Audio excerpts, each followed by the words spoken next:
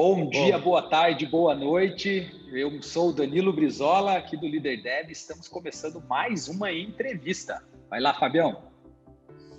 oi pessoal, sou o Fábio Baquerin, estou aqui com o Danilo para a gente fazer hoje uma entrevista com o Renan Martins, da Luiza Labs, gerente de engenharia lá. A gente vai bater um papo com ele hoje, conhecer um pouquinho da história dele, por que ele resolveu se tornar um líder na área de engenharia, na área de tecnologia, trazer um pouco da história dele, o que ele faz hoje lá na Luiza Labs. E aí, Renan, como é que estão as coisas? Tudo bem. Muito obrigado pelo convite, viu? É um prazer estar aqui com vocês. Que isso, o prazer é todo nosso, Renan. Vamos lá, então, para os primórdios aí, né? Apresenta quem é o Renan para nós aí, para quem também está nos acompanhando. Quem é o Renan? Compartilha um pouco da tua trajetória. Primeira pergunta, né? Qual é o seu nome? Qual é a sua idade? Essas são perguntas que não dá para errar. E se você também puder compartilhar como foi a tua trajetória até aqui, compartilhar um pouco da tua trajetória profissional. Perfeito. Bom, eu sou o Renan, tenho 33 anos hoje. Já faz um tempo, comecei com 16 anos nessa área de tecnologia. Na época, eu estava ainda no colegial, eu estudava através das apostilas do meu irmão, que já estava na faculdade. Ficava até mais tarde no laboratório de informática do colegial onde eu estudava para aprender programação com os meus amigos ali da época. É coisa bem nerd mesmo, sempre fui. E também tive muito apoio dos meus professores ali. Tiveram professores que me compraram livros, eles me incentivavam bastante a fazer isso em casa também. Tanto meu irmão, que também sempre gostava de informática, quanto meus pais, assim, sempre incentivaram a fazer isso.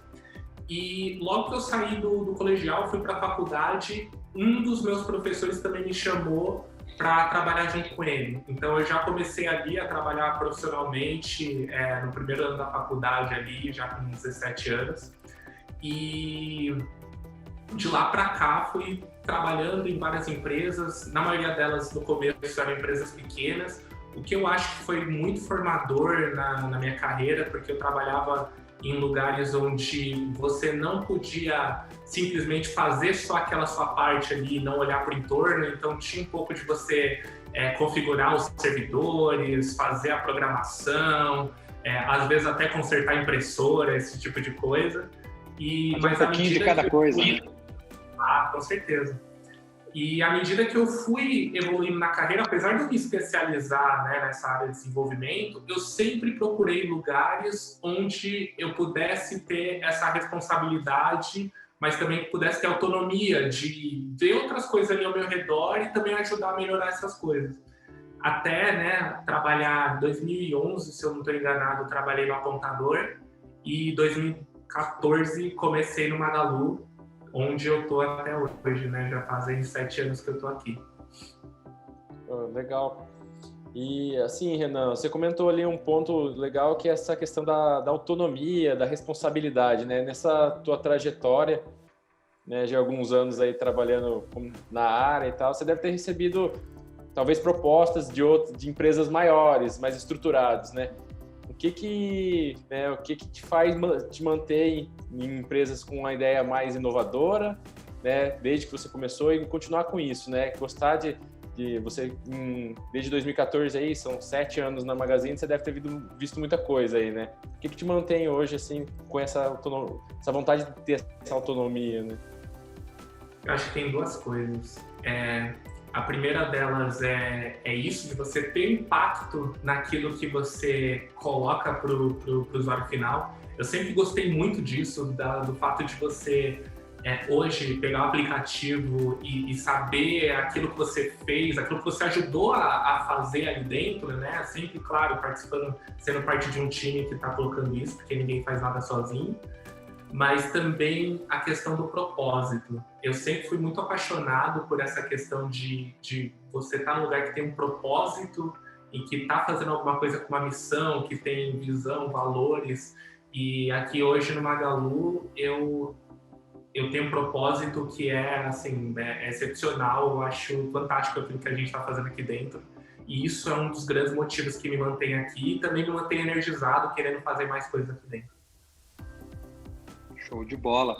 E Renan, você falou um pouquinho ali da tua trajetória, você falou como você teve pessoas que te ajudaram nesse passo a passo, que incentivaram, e como que você vê essa questão, né, desse apoio dessas pessoas, como que isso foi crucial no teu desenvolvimento da tua carreira? Sim. Eu acho que de várias formas, com certeza. Acho que a primeira é a questão de referências, né? Desde o ano passado, 2020, eu comecei a ser uma liderança, né? Assumi o cargo de gerente aqui da área de arquitetura distribuída aqui no Magalu em tempo integral, né? Apesar de eu já ser um líder técnico, né? O tech lead aqui dentro do Magalu, era algo que eu fazia um pouco dos dois. Acho que era mais até a parte de tech, de desenvolvimento e um outro pedaço da questão de liderança, né? Apesar de eu achar que liderança é algo que você não faz sozinho, as pessoas compartilham, tem situações onde outras pessoas lideram, né? E mesmo você sendo líder formal, muitas vezes você dá espaço para as outras pessoas fazerem isso. Mas essas pessoas me ajudaram muito nessa questão de primeira referência. Então, quando eu assumi essa função, eu tinha muito na cabeça quem fez isso muito bem para mim, né? Eu fui liderado por pessoas, passei por líderes ótimos, né? Falei aqui do apontador, posso citar já o Léo Andreucci.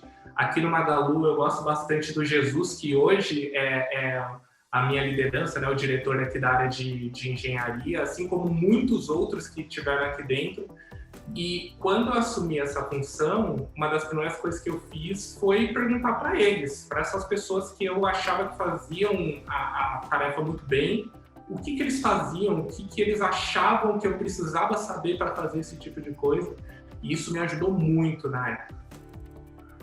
Muito legal. Importantíssima essa questão de você buscar a experiência de outras pessoas, né? Quem já passou por isso. Por isso que a parte de mentoria é algo extremamente importante para quem está fazendo uma passagem, uma transição, né? Indo de uma área 100% de desenvolvimento para uma área de liderança. E até já entrando nesse ponto, né, de mentoria e tudo mais, pegando esse princípio lá que você colocou lá atrás, querendo ou não, você teve mentores, né? Não era tão famoso como é agora, imagino, né? Essa questão de você ter um mentor e tudo mais, mas foram pessoas que te ajudaram e que tiraram dúvidas para você, de você, aliás, nessa tua trajetória. E hoje, como que você vê a mentoria? Você trabalha isso com o teu time? Como que funciona? Como que é meio esse operacional aí? Sim. Sendo uma liderança direta, eu procuro ter esse espaço de mentoria com todas as pessoas que estão dentro do meu time. Então, já começa por ali. Então, a gente faz one-on-ones, eu procuro incentivar as pessoas a terem um plano de desenvolvimento. Por mais que eu tenha meio que um formato daquilo que eu vou trabalhar junto com essas pessoas, eu gosto sempre de frisar que esse plano é da pessoa. Eu não posso chegar lá e falar como ela vai se desenvolver. Ela vai me dizer quais são os objetivos e eu vou ser um facilitador para a pessoa chegar até lá. Mas fora do meu time, eu também procuro fazer mentoria com outras pessoas aqui dentro do Magalu. Porque eu acho que essa também é uma oportunidade de, primeiro, a gente ganhar multiplicadores das boas práticas, da cultura aqui dentro do Magalu. Mesmo que essas pessoas elas não decidam virar lideranças lá na frente, pelo menos a gente tem essa troca de cultura, de valores, que eu acho isso bem legal. E também eu acho que é uma forma da gente encontrar outras pessoas que possam assumir esses papéis. Eu sou uma pessoa que no Magalu eu não me enxergava como uma liderança como eu sou hoje, e eu cheguei até aqui por causa de outras pessoas verem isso em mim e ajudarem a trabalhar. Então eu acho que isso também é uma troca, eu acabo devolvendo isso por fazer essa mentoria com outras pessoas, mesmo que estejam fora do meu time. Legal, e assim, pegando até esse ponto que você falou, que você não se via, né, nessa posição assim, e mesmo fazendo a mentoria, não quer dizer que todo mundo vai caminhar para a liderança. O que você vê hoje como maior dificuldade para quem é da nossa área, na parte técnica, né, como programador, para caminhar para a liderança, né? O que trava hoje, porque falta muita gente, né? E é uma mudança muito grande, né? Você sair de uma liderança só própria, né, do teu trabalho, um trabalho mais palpável, para um caminho de gestão de pessoas, né? Mentorias, enfim. Olha, na minha experiência e vendo algumas pessoas com quem eu faço mentoria, eu acho que tem uma mudança da forma de pensar quando você vai para essa carreira de liderança. Quando você é um contribuidor técnico individual, você normalmente está condicionado a saber quando você terminou determinadas tarefas, a ter um ciclo de começo, meio e fim em tudo que você faz. Só que quando você está na liderança, nem tudo que você vai fazer tem esse ciclo de começo, meio e fim. Você vai ajudar outras pessoas a se desenvolver, você não sabe quando essa pessoa de fato adquiriu a habilidade na qual você está facilitando, você não sabe quando que ela internalizou aquele ponto que você quer passar para ela. Talvez depois de muito tempo você olha para trás e você consegue identificar isso. Mas não é como no desenvolvimento, por exemplo. Como desenvolvedor, eu chego, olho para o meu backlog, pego meu card, estou em desenvolvimento, está em revisão, está em produção. Terminou aquele card. Como liderança, dificilmente você tem isso, né? Apesar de você ter a sua lista de tarefas, coisas que você está fazendo, você não tem esse senso tão claro, na maioria dos casos, de quando você terminou uma determinada coisa. Então, acho que isso gera, muitas vezes, até bastante insegurança de quem está assumindo uma área de liderança, de saber, estou fazendo meu trabalho bem, estou conseguindo atingir meus objetivos, estou conseguindo corresponder às expectativas. Então, isso eu acho que é uma das coisas que mais eu vejo em quem está fazendo essa transição. E falando assim com relação a questões de prioridades, né, para quem está num processo desse de transição, quais seriam essas prioridades? O que você indicaria, principalmente para quem está no começo desse processo de transição, saindo de uma carreira de dev para uma carreira de liderança, ou até mesmo para quem já tem uma visão para isso, para quem já gostaria de construir a sua carreira olhando lá para esse cenário de liderança? Qual seria, ou quais seriam as prioridades que você elencaria? Eu acho que uma das coisas que mais me ajudou é conhecer o meu ciclo de feedback dentro do meu time. Porque quando você está desenvolvendo, você é um desenvolvedor, uma das coisas que está te ajudando é que o próprio conclusão das tarefas é um feedback de que você está conseguindo fazer progresso, né?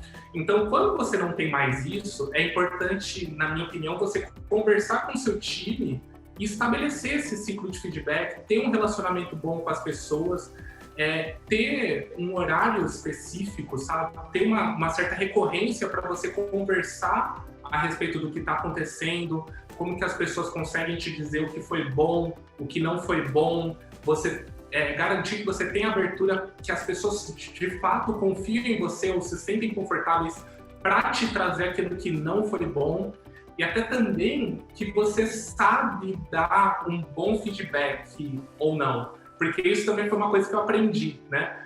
Eu lembro que eu ouvia bastante, acho que feedback é uma daquelas coisas que, se você perguntar para as pessoas, cara, você quer receber mais feedback? Ninguém vai dizer não, né? Todo mundo vai falar, cara, quero, fala, vamos falar aí, né? E quando eu fui estudar mais a respeito disso, eu percebia que muitos feedbacks que eu dava não eram bons.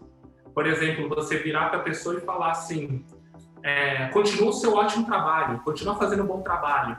Nisso daí você não falou o que do trabalho dela é bom, né? O que ela deve continuar. Então, pode ter uma interpretação na cabeça dela que não é aquilo que você esperava, ou ela simplesmente não vai tirar nada daquilo.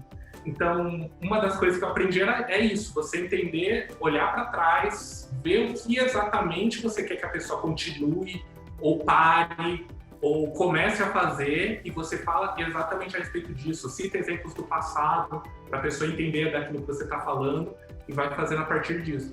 Então, você estabelecer ciclo de feedback com as pessoas que estão ao seu redor, com a sua liderança, com o seu time, com seus pares, e você também conseguir receber esses feedbacks deles com frequência, eu acho que é uma das primeiras coisas que vai te ajudar a ser uma liderança melhor. Legal, bem legal. E assim, Renan, você comentou com essa relação das prioridades que o Danilo perguntou, até você chegou nesse ponto do feedback, que foi um desafio, como se fosse algo que você foi melhorando, já que você pegou, foi atrás e conseguiu melhorar, e com certeza você refletiu algo muito positivo para o teu time.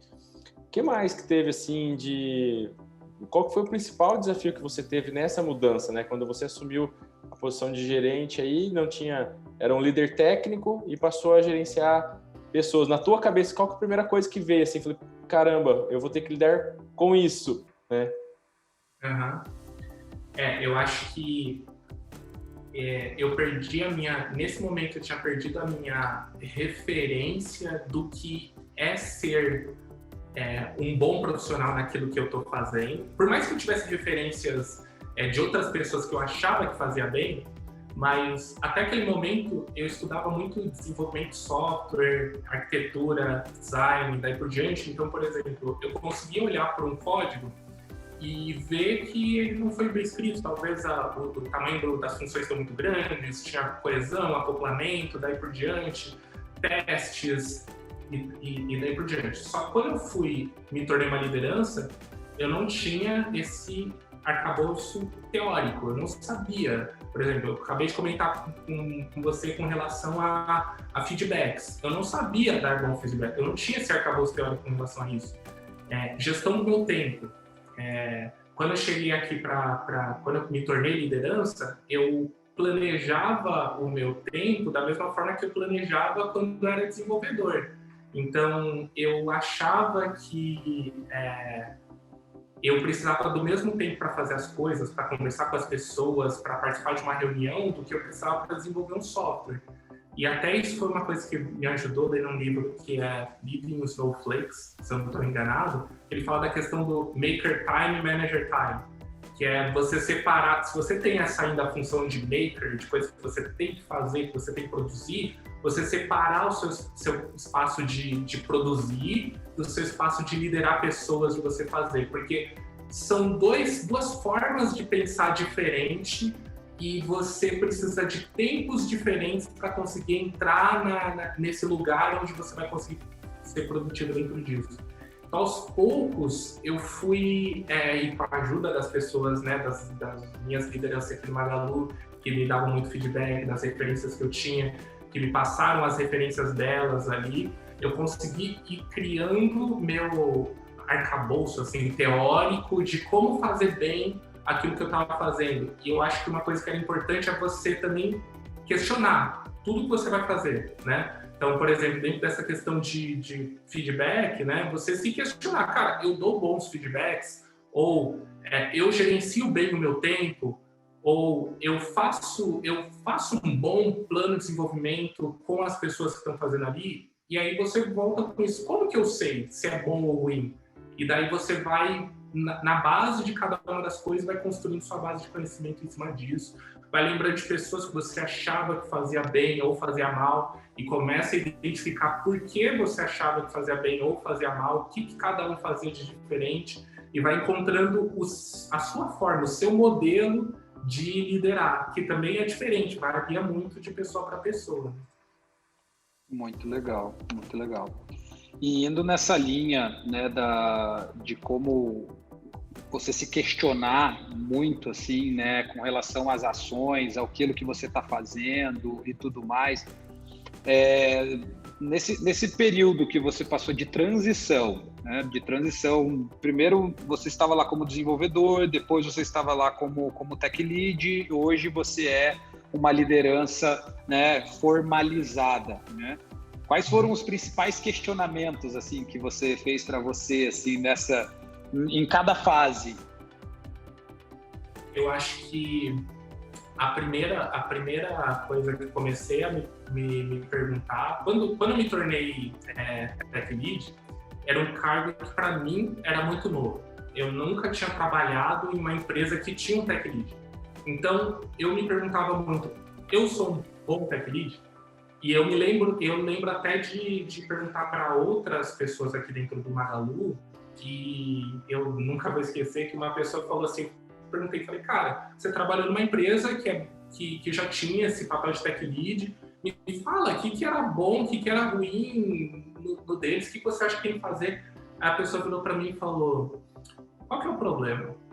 Aí eu falei, não, não tem problema nenhum. Aí ele falou, então tá tudo bem, você tá fazendo bem o seu papel. Isso foi muito ruim para mim, eu não gostei daquilo que eu ouvi, mas no final das contas, o que a pessoa disse para mim acabou fazendo sentido no fim das contas, porque a gente trabalha numa área em que a gente não tem muitos limites ou não é muito fechado qual é exatamente o papel daquilo que você vai fazer. E também eu escolhi empresas onde eu tinha essa possibilidade de ter autonomia de cruzar um pouquinho as barreiras daquilo que estava ali. Então faz sentido que eu vou estar num papel em que não vai estar exatamente ali uma lista de ações que eu vou fazer, principalmente a empresa passando por essa transformação em que esse era um papel novo que estava sendo colocado ali dentro. Então todo mundo estava aprendendo. Então, o que eu tirei disso que ele me falou, que o mais importante daquilo dali era conseguir coletar o feedback, conseguir me comunicar com as outras pessoas e preencher a lacuna que existia dentro da empresa de ser uma liderança que também tem esse perfil técnico, que no final das contas foi aquilo que motivou a criação desse papel. Já quando eu me tornei um gerente mesmo, né, lá a partir do ano passado, eu comecei a entrar em pontos que eu não tinha anteriormente, que é, por exemplo, apesar de eu já dar inputs para o ciclo de mérito das pessoas aqui dentro do Magalu, você mesmo sendo um Tech Lead, agora isso é a minha responsabilidade, né? Participar dos ciclos de mérito, da gestão de pessoas, contratação de novas pessoas, apesar lá atrás participava da contratação, mas agora isso é minha responsabilidade, né? E falar sobre férias, sobre várias outras questões ali que não faziam parte ali do meu arcabouço, agora fazem. E isso também foi algo que eu fui aprendendo a fazer, com o tempo também, à medida que nosso time vai crescendo e a gente vai conseguindo aumentar a quantidade de pessoas, eventualmente a gente passa a delegar para outras pessoas também parte daquilo que a gente vai colocando, que também é algo que eu aprendi a fazer, né? Essa questão de você delegar para outras pessoas, mas eu acho que esses foram os maiores desafios, porque eventualmente se uma pessoa não poderia trabalhar ou estava com um problema pessoal ou alguma coisa do tipo, quando eu era um contribuidor individual, ou até mesmo quando era Tech Lead no começo, às vezes eu nem ficava sabendo, né, dos problemas ali da pessoa. Hoje, né, como sendo a liderança delas, hoje eu sei. E hoje isso também faz parte do meu dia a dia, entender como eu posso ajudar elas, né, e como que isso vai ter um impacto no time, naquilo que a gente está fazendo, no roadmap que a gente vai fazer para o futuro e daí por diante. Legal. Massa. E, Renan, e assim, pegando esse ponto, né, que você comentou até de que, assim, alguma das coisas que você começou a fazer, né, passando de Tech Lead para gerente, que envolve até a contratação de pessoas, enfim, você tem, né, os líderes dentro da empresa, eles são fundamentais, são o alicerce da cultura da empresa, né? Então, assim, e até pegando aquele ponto que você comentou ali na outra resposta, de que quando você foi perguntado de Tech Lead, se você era um bom Tech Lead, te falar qual que é o problema, né? Então, muitas vezes o problema, ele existe, mas a gente não vê, na verdade, né? Não quer dizer que tá tudo bem, quer dizer que a gente não viu. E assim, com relação à cultura, assim, o que você enxerga, né? O que você já vivenciou ou você acredita que são alertas dentro da cultura, que a cultura do time não tá legal e você como líder, muitas vezes, né, tem que sair dessa linha que tá tudo bem, tá tudo controlado. Não, são sinais de que, cara, precisa tomar muitas vezes atitudes, ações para manter essa cultura da empresa, que é o alicerce, a importância, e a empresa com certeza confia isso para os líderes, né? Eu acredito que a gente tem que ser, principalmente como liderança, a gente tem que ser muito explícito naquilo que a gente está falando. Então, muitas vezes, e isso também é algo que pode ser difícil para quem está entrando na área da liderança, você tem uma mensagem difícil para passar para a pessoa e você fica com receio ou você não quer falar para a forma em que você está... não sei, você pode achar que a pessoa não vai gostar de você, e isso é um erro que você comete como liderança, você querer que as pessoas gostem de você, querer que as pessoas queiram ser agradável o tempo todo, né? E muitas vezes eu acredito que a gente tem sinais assim com relação à cultura, às vezes da forma que as pessoas falam umas com as outras, né? Da forma em que muitas vezes tem práticas que são feitas no time e algumas pessoas vão deixando de lado, vão deixando para depois, não vão dando tanta importância. Como membro do time, é o seu trabalho falar com as pessoas que estão ao redor e dizer como que elas podem melhorar e dar esses avisos para as pessoas. Mas como liderança, é a sua responsabilidade tomar a frente e falar, né? Como membro do time, é muito legal quando você faz. E como liderança, é legal a gente criar um ambiente onde o próprio time já dá esses feedbacks uns para os outros, vai criando esse círculo virtuoso. Mas como liderança, a gente não pode se omitir a falar a respeito disso, né? Falar para as pessoas, por mais que às vezes doa, às vezes a gente não se sinta confortável de fazer isso, e isso é até uma lição que eu aprendi de uma outra colega minha aqui do Magazine, a Camila. Eu estava dando feedback para uma pessoa e eu estava falando para ela do fake until you make, né? Na época a gente era par e nós dois estávamos dando feedback juntos para essa pessoa, né? Eu estava falando, então, se você não se sente confortável, vai encontrando sua forma de fazer até o momento que você vai se sentir confortável. E isso super funciona. Mas ela também me falou uma coisa, ela falou, tem coisas em que você nunca vai se sentir confortável. Nunca você vai achar legal, por exemplo, se você precisar demitir alguém, nunca vai ser algo que você vai ter prazer de fazer. Nunca vai ser algo que você vai chegar e vai estar super à vontade para fazer.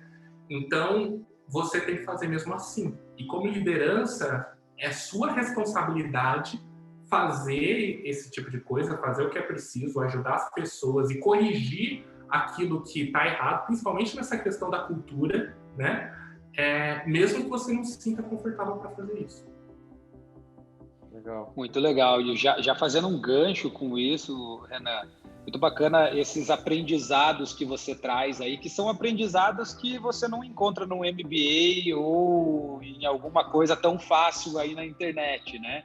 São aprendizados de quem viveu na prática. E aí a pergunta é, quais foram os principais aprendizados de coisas que você vivenciou na prática e também de repente, se você se sentir confortável, compartilhar até alguns erros cometidos, porque a gente comete erros, né? E esses erros trazem para a gente os aprendizados. Então, se você puder compartilhar aí, até para ajudar quem está nessa transição ou querendo uma posição como essa, a entender que o dia a dia ali não é só flores, né? Tem muito aprendizado. Eu acho que um dos maiores aprendizados que eu tive como liderança pode parecer um clichê, mas é a questão do fail fast. Eu já participei de projetos aqui dentro em que tinham muitas pessoas envolvidas dentro do projeto, tinham muitos stakeholders, né, para usar o jargão. Muitas vezes, até mesmo você falava do produto, do escopo do produto era um, e você conversava com mais pessoas, ele vai aumentando, vai ficando maior cada vez mais. e as pessoas já não estavam vendo o fim desses projetos, vendo o fim dessas estruturas ali. E eu acho que a coisa que eu mais fez diferença dentro desses projetos em que eu trabalhei é, primeiro, você assumir a responsabilidade em cima disso, por mais que você também já esteja nesse modo de, cara, eu não estou vendo o fim desse caminho. Eu lembro até de um projeto que era grande, que a gente já achava que não ia conseguir entregar, não ia conseguir fazer. E eu cheguei para Camila, essa minha colega e tal, e eu perguntei para ela, eu falei, e aí, a gente vai continuar fazendo o que a gente está fazendo? Isso estavam só nós dois conversando, né? O time não estava lá. E eu falei, e aí, a gente vai continuar fazendo o que a gente está fazendo e a gente não vai entregar o projeto que a gente sabe que a gente não vai entregar desse jeito? Ou a gente vai fazer alguma coisa diferente? E ela virou para mim e falou, a gente só pode fazer uma coisa diferente, né? Porque é fracassar, é assumir que a gente vai fracassar e vai lá na frente ter esse fracasso lá. E daí, juntos, a gente começou a falar, tá, se é para esse projeto dar certo, o que a gente tem que mudar para fazer ele funcionar? E, no momento, a primeira coisa que a gente identificou juntos ali era começar a limitar o escopo daquilo que a gente estava fazendo, né? E delimitar quais eram os releases daquilo que ia ser feito. Então, muitas vezes a gente ia conversando com outras pessoas e falava, mas eu quero que isso também esteja dentro do projeto, quero que isso esteja. E a gente falava, vai estar na outra release. Nessa release a gente vai fazer só isso daqui. Então, eu vou te entregar em produção, funcionando, isso daqui, e daí você vai olhar, vai me dizer se você quer que eu continue trabalhando nisso que eu estou fazendo, quer que eu itere em cima daquilo que eu estou fazendo, ou que eu vá trabalhar em outra funcionalidade. Você decide o que eu vou fazer a partir dali, mas eu vou te entregar a coisa mais simples que eu puder te entregar agora, o menor pedaço que eu consigo colocar em produção, e daí eu vou iterar em cima disso. E quando a gente teve essa forma de pensar, a gente começou a colocar isso, começou a limitar aquilo que a gente está fazendo, começou a deixar menor o ciclo de iteração que a gente estava fazendo, aí o projeto começou a andar. Não quer dizer que a gente não falhou naquilo que a gente estava fazendo, tiveram releases que não deram certo, mas aí as releases eram curtas, a gente não dava certo naquilo dali, e rapidamente a gente falava, ok, a gente precisa ajustar isso e isso, na próxima release a gente faz desse jeito. E daí para frente a gente ia trabalhando assim. Entendi. Isso realmente é uma das grandes dificuldades, né, de se colocar de fato ágil para rodar. Porque apesar de times de engenharia, times de desenvolvimento estarem já acostumados com esse modelo e ser um modelo que, como você bem falou, né, você itera rápido e você tem essa possibilidade do fail fast. Às vezes o stakeholder lá, ele ainda não tem essa mentalidade, ele quer o produtão com 1 milhão de funcionalidades. E aí, como o líder, ele também é o papel dele de trazer esse stakeholder junto e falar, cara, peraí, vamos conversar aqui, vamos sentar aqui, vamos conversar. Eu acho que esse é um ponto também bem legal para a gente conversar aqui, que, querendo ou não, o papel do líder, obviamente, é a liderança do time, mas ele não lidera só com o time técnico, ele tem outras atribuições também, ele passa a começar a conversar com o time de negócios, ele passa a ser um interlocutor do time de negócios, ele passa a resolver esses tipos de coisas, e aí eu acho que é nesse ponto você trouxe muito legal, Renan, para a gente já conectar nesse ponto de falar um pouquinho sobre outros tipos de lideranças que precisam ser feitas também, que é, por exemplo, liderar ali o stakeholder, aliás, não liderar, mas interagir com outras áreas que antes você, como desenvolvedor, você estava ali na tua task, focando na tua pipeline ali. Agora você, como líder, você tem que interagir com o negócio, com o cliente e por aí vai, né? Então vamos conversar um pouquinho mais nesse aspecto e eu gostaria que você trouxesse um pouquinho como que vocês fazem isso hoje, né? Na Magalu, aí na Luiza Labs, como que vocês atuam com os stakeholders, como que é essas concessões, essas conversas. Você falou já um ponto muito legal que é o fail fast, e vocês já provaram o porquê que funciona, mas que outras práticas mais que vocês fazem e aprendizados aí que foi gerado nesse tempo? Sim. Até para complementar esse ponto com relação aos stakeholders, acho que uma coisa que a gente tem que entender é que essas pessoas estão do mesmo lado que a gente.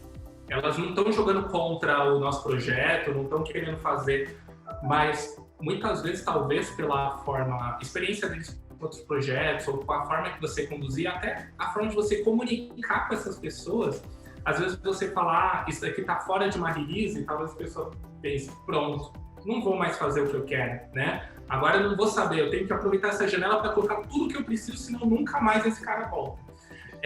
Então, a gente precisa estar junto com a pessoa para entender, né, quais são as necessidades, pelo que a pessoa já passou, por que ela se comunica daquela forma, né? Qual que é o medo que ela tem em cima disso, o que pode estar passando, ou até mesmo a pressão que ela está passando do lado dela com relação a isso. Então, muitas vezes faz parte do nosso papel também sentar com as pessoas e entender o contexto maior que não está aparecendo ali no dia a dia nas demandas. Aqui no Magalu... Abrindo um parênteses bem rápido, não perca a linha de raciocínio, mas só colocando um parênteses, que você falou muito, né, sobre essa questão de entender o outro lado, é a empatia, é o que a gente falava, né, se colocar no sapato do outro lá, né, ter essa empatia, tentar buscar entender, né. Sim, com certeza, com certeza. E muitas vezes, eu vou te falar, na maioria das vezes que a gente senta para conversar com outra pessoa do lado, né, do mesmo lado, no caso, né, mas a pessoa que está ali no negócio ou está na operação ali e tal, na maioria das vezes que você senta para entender de fato quais são os problemas, você sai com uma solução muito melhor do que você poderia ter pensado no começo. Então, para mim, isso tem sido um aprendizado gigante. Até como pessoa, como desenvolvedor, tem muita coisa que eu aprendi para ser uma liderança. E hoje eu penso, eu queria que todo desenvolvedor aprendesse isso, porque vai ajudar ele a fazer melhor o trabalho que ele tem. Aqui no Magalu a gente normalmente trabalha com a figura do Product Owner, né, que é a pessoa que vai concentrar, né, as demandas, vai gerenciar o roadmap do produto e vai fazer aquilo dali. Muitas vezes o Product Owner ele vai entender mais da parte... Aí varia de produto para produto, né? Mas, em geral, ele entende mais da parte de negócio de um determinado produto. E daí que ele precisa muito da ajuda dos tech leads aqui de dentro para, muitas vezes, traduzir o produto em uma solução de tecnologia ou do time em geral. Eu gosto sempre de pensar nas nossas... capacidades como liderança, não como a gente ser uma barreira ou a gente fazer algum serviço para o time, mas a gente capacitar o time a fazer a tarefa de uma forma melhor, fazer o trabalho de uma forma melhor e tirando as barreiras deles ali.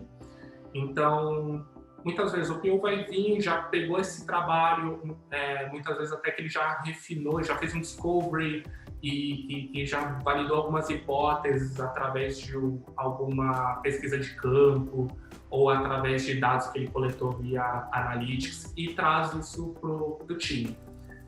Hoje, no nosso time de arquitetura distribuída, a gente nem tem a figura de um PO, porque a gente trabalha em ferramentas que são técnicas, né, que são dos próprios times internos aqui dentro. Mas eu gosto muito aqui no Magalu que o time, em geral, ele tem muita voz para, muitas vezes, mesmo quando chega o PO e com algo que ele está em mente, que ele está pensando em fazer, o time muitas vezes questiona, pergunta, né, entende por que não foi utilizada uma determinada solução, se foi utilizada uma determinada referência e daí para frente. Mesmo que seja para o time ouvir alguma coisa do tipo isso a gente não tinha pensado, ou a gente não teve tempo para fazer dessa outra forma, mas eu acredito que isso coloca todo mundo no mesmo lugar, no mesmo pensamento ali, e também ajuda o time a ter aquele sentimento de que eles fazem parte da solução, né? Mesmo com os tech leads aqui dentro, né, que muitas vezes ajudam, facilitam nessa parte de construção da arquitetura, é responsabilidade do time fazer essa construção, né? Os tech leads, eles não são as pessoas que vão lá, montam e daí os times vão executar. O próprio time vai fazer essa solução técnica aqui dentro e aí também vai desenvolver, colocar no ar e vai cuidar desse produto ali em produção. Não sei se eu respondi a sua pergunta, né? Você estava falando sobre como funcionam as coisas aqui dentro do Magalu, não sei se era para esse lado que você está aqui nessa área. Não, show de bola. Eu acho que é bem nessa linha mesmo, a gente entender um pouco de como funciona, porque quando a gente tem o entendimento, né, o benchmark de alguma coisa de como funciona, a gente consegue também criar as conexões baseado nas experiências que a gente tem também, né? Assim, um dos principais desafios de qualquer pessoa na liderança, obviamente, é liderar o time, mas também é liderar expectativas, né? Expectativas de uma gestão, expectativas de stakeholders e como que é isso aí? Como que funciona? Vocês têm uma reunião onde vocês apresentam números? Quais são os números que vocês... Os números não. Quais são as KPIs que vocês precisam passar para o time que está sob a gestão do time, do seu time? Então mais nessa linha, porque também é um trabalho de liderança, né? Não é só como eu estava falando, não é só a liderança do time técnico, né? Mas vem várias outras coisas. E como que isso funciona aí? A gente tem a gente trabalha com KPIs aqui dentro, né? Com OKRs, né, aqui dentro, e normalmente a gente define os OKRs para o trimestre e cada time tem os OKRs em que eles estão responsáveis e envolvidos, né? Então a gente faz o nosso roadmap daquilo que a gente vai entregar, dos projetos em que a gente vai atacar de acordo com esses OKRs desses key results que a gente quer atingir. E à medida em que a gente vai fazendo esses releases, né, e à medida que a gente também, à medida do próprio tempo, né, não necessariamente só os releases que a gente está fazendo, a gente vai monitorando esses key results. Muitas vezes, um key result pode começar até mesmo com as tarefas da gente ter uma monitoria melhor daquilo que a gente está querendo atingir, né, mas em outros casos a gente já tem algum monitoramento, um bom monitoramento daquilo e a gente está querendo melhorar alguma coisa que a gente tem. E só para esclarecer para quem está ouvindo a gente, assistindo a gente, Renan, o OKR, metodologia de gestão de metas e tudo mais, né?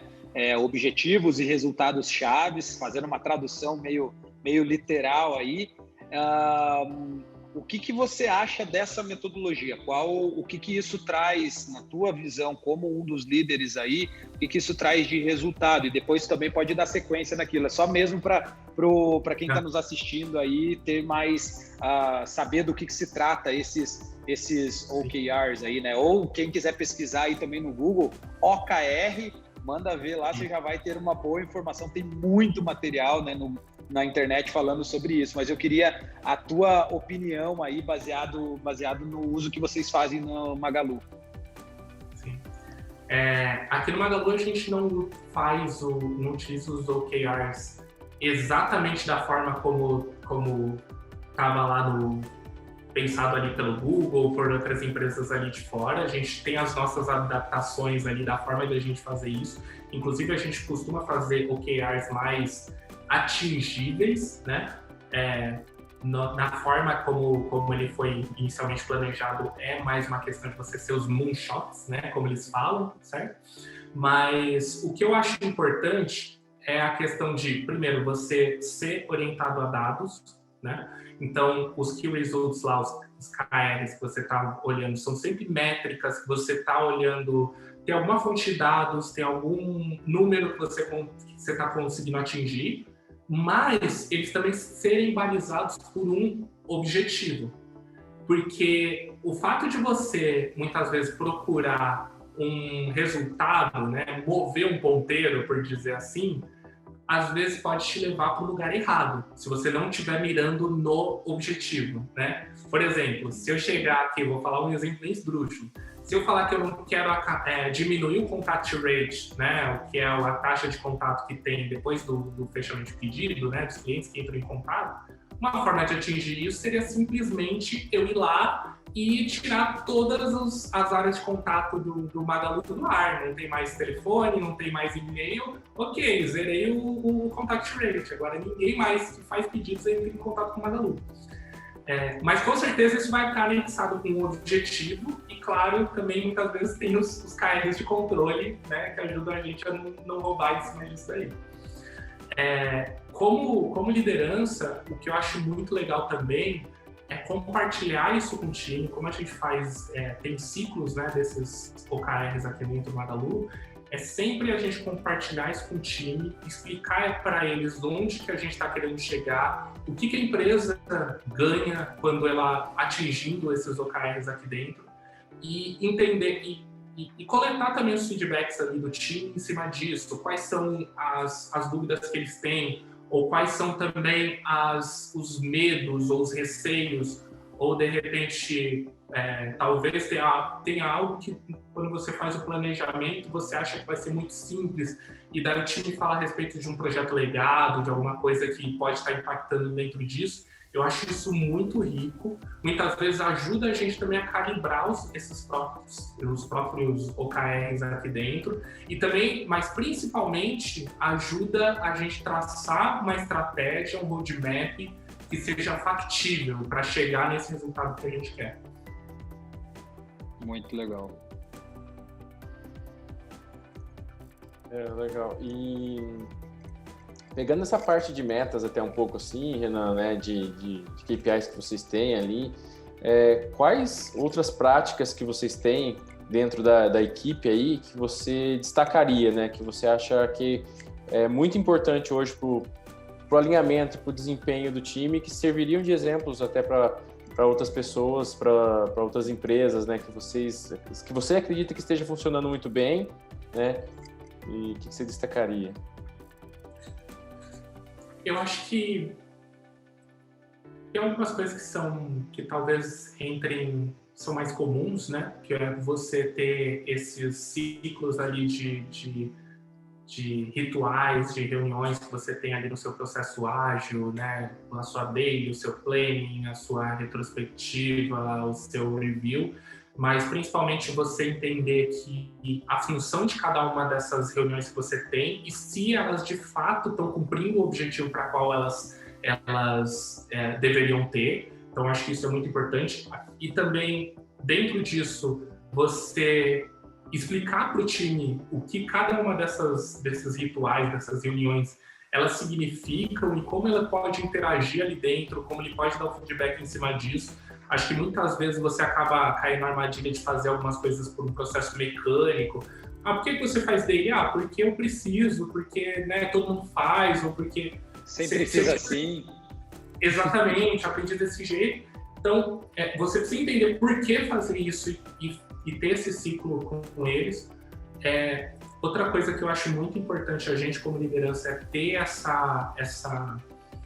esse relacionamento, eu diria, né, com cada uma das pessoas que estão dentro do seu time, e isso, os one-on-ones ajudam muito, que é aquele espaço, muitas vezes a gente, como liderança, pode estar envolvido em várias reuniões, várias iniciativas, várias coisas, então o one-on-one, e você ter uma frequência dentro desse one-on-one é muito importante para as pessoas saberem, caso tudo dê errado, nesse momento, o Renan vai estar aqui e eu tenho esse espaço para falar com ele. Pode ser que pode ser que ele não consiga falar comigo nessa semana com relação a outras coisas. Eu tento ficar o máximo disponível que eu posso para as pessoas, né? Mas na pior das hipóteses, ele sabe que o one-on-one vai acontecer naquele horário, ele vai ter eu costumo fazer 30 minutos toda semana com cada uma das pessoas. Ele sabe que aquilo vai acontecer, ele vai ter espaço para falar comigo. E isso tem sido muito bom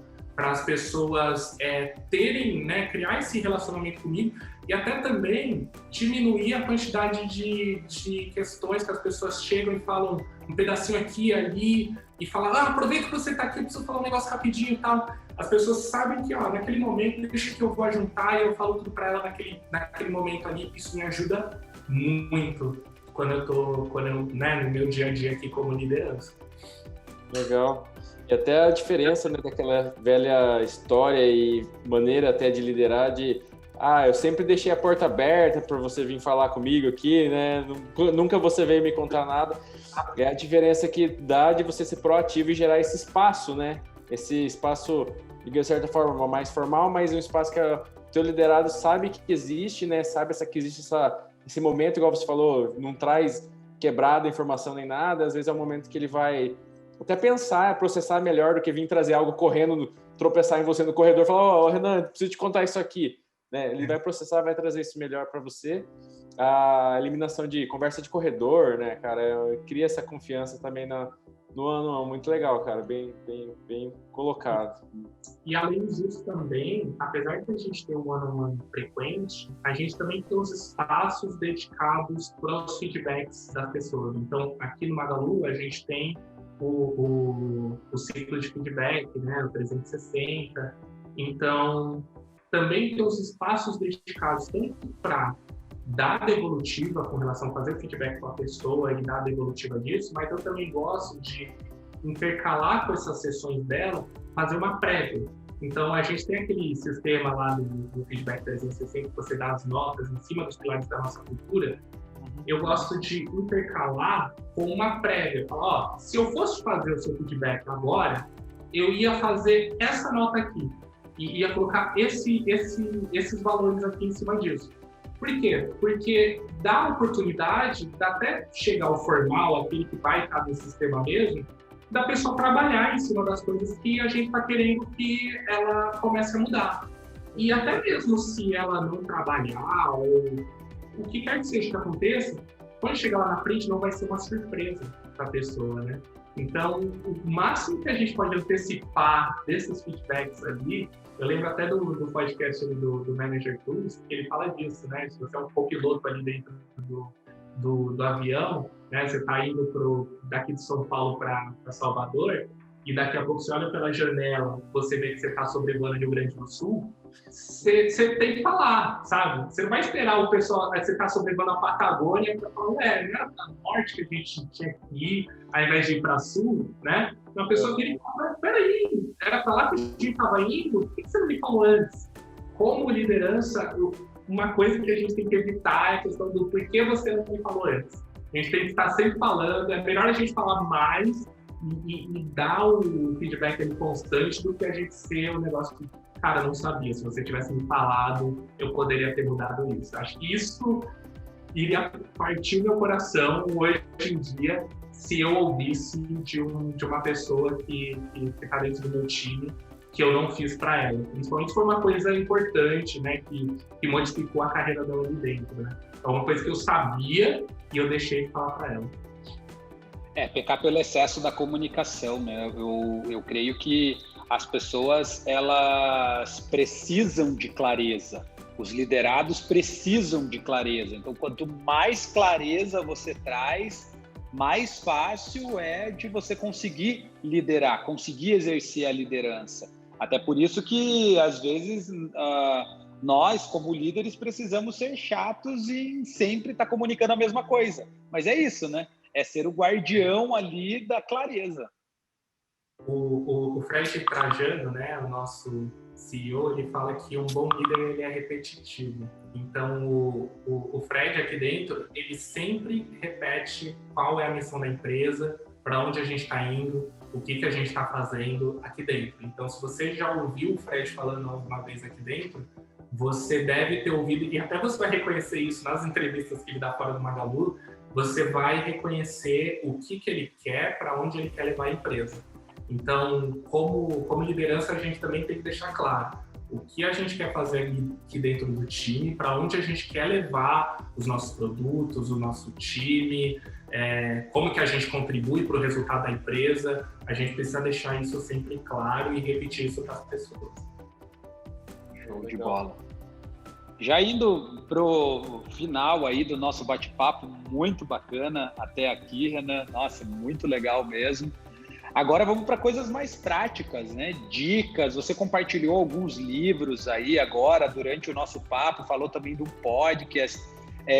Traga para nós aí essas dicas de livros, podcasts, artigos, coisas importantes. A gente falou aqui, só recapitulando algumas coisas, a gente falou de OKRs, a gente falou de Fail Fast, a gente falou de empatia, a gente falou dos principais aprendizados, ciclos de cerimônia, one-on-ones, enfim, falamos sobre várias coisas importantíssimas para que quem esteja nesse processo, ou até mesmo já esteja pensando em exercer um cargo de liderança, ferramentas práticas que podem ser usadas. Mas que mais? Que mais dicas? Se puder trazer livros, podcasts, artigos, fique bem à vontade. Legal. Tem um livro que eu gosto bastante, que ele fez muita diferença na minha vida, que é Art of Agile Development. Ele, se eu não me engano, o autor dele chama James Shore, e é um livro que fala a respeito sobre a metodologia XP, mas ele está escrevendo uma segunda edição desse livro. Eu estou muito curioso, porque eu li esse livro lá em 2008, eu acho, mais ou menos ali, e ele mudou completamente a minha carreira a partir dali, e eu acho que é muito legal você entender a respeito de agilidade e os conceitos por trás de agilidade, por que você faz as coisas. Lembro que no final de cada sessão do livro, ele falava, por exemplo, XP tem uma prática do pair programming, certo? E aí ele terminava o livro, ele sempre falava que todas as práticas falavam, tenta fazer. Se você não conseguir, você pode tentar adaptar para a sua realidade, né? Então, dentro do pair programming, tem aquela questão de você compartilhar a propriedade do código, de você disseminar conhecimento, e aí ele falava, o que pode substituir isso? Talvez a prática de code reviews, né? Hoje em dia isso é o mais comum, né? Nos times onde eu trabalho, isso é o mais comum, fazer os code reviews, apesar da gente fazer pair programming em momentos mais específicos.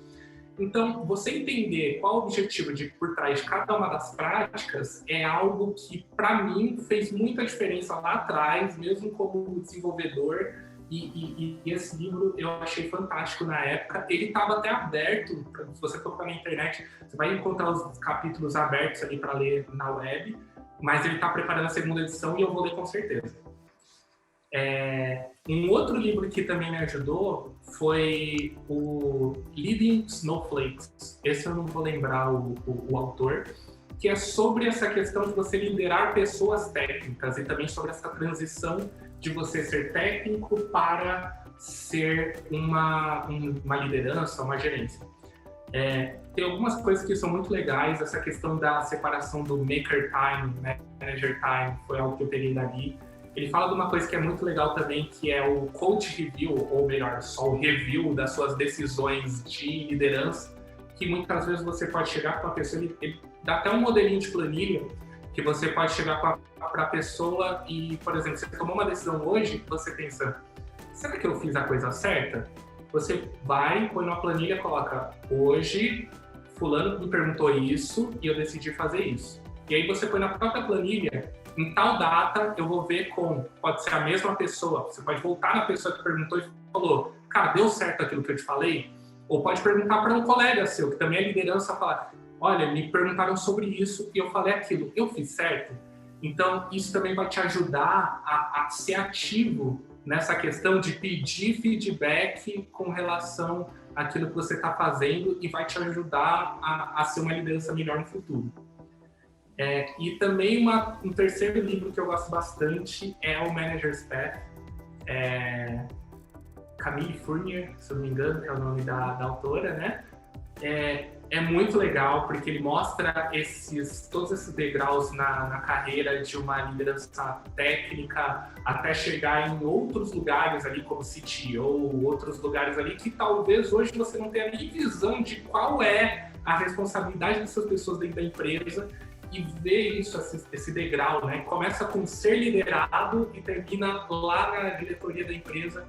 Eu acho isso sensacional e me ajudou bastante também de ter essa visão maior, expandir minha visão do que é possível dentro de liderança e até entender onde eu me encaixo dentro de tudo isso. Muito legal.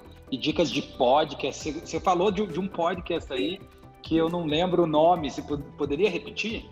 Sim, é o Manager Tools. Se você entrar dentro do site do Manager Tools, ele tem uma parte que é Manager Tools Basics. Eu recomendo muito, porque aí está separado feedbacks, está separado mentoria, esses temas assim centrais. Eu acho muito legal você ir lá e ouvir.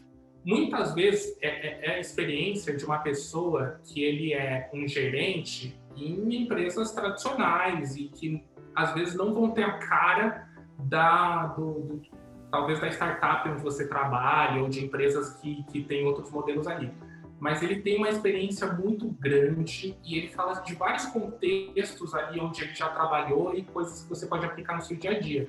Eu acho que é muito legal você ouvir tudo aquilo, tentar absorver e ver o que daquilo você pode encaixar no que você faz no dia a dia. Tem muita coisa que eu estou vendo ali, eu aprendi, hoje em dia faz parte daquilo que eu faço.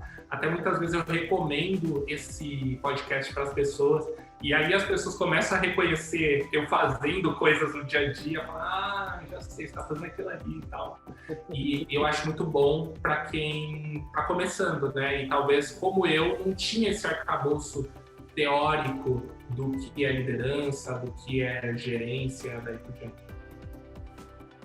Legal.